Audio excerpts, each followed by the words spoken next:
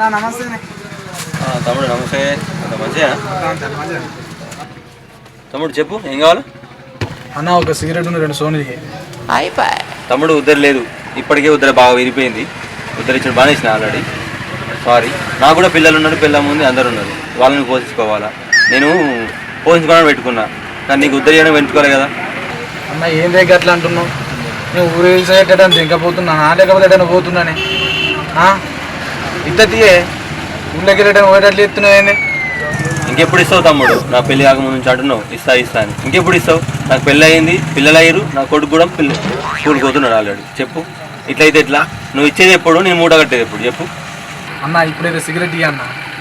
ఈసారి నేను ఎట్లయినా జాబ్ కొడతా, నీకు ఇచ్చే పైసలు ఏమున్నాయో అవి నీకే ఫస్ట్ ఇస్తుందా? ఇంకేమున్నాయి? ఫస్ట్ జీతం వాడంగానే నీకే ఇచ్చేస్తా. సరేనా? ఈ బిడి బిచ్చం కళ్ళు ఉద్దరు కథ అద్దరు సరేనా?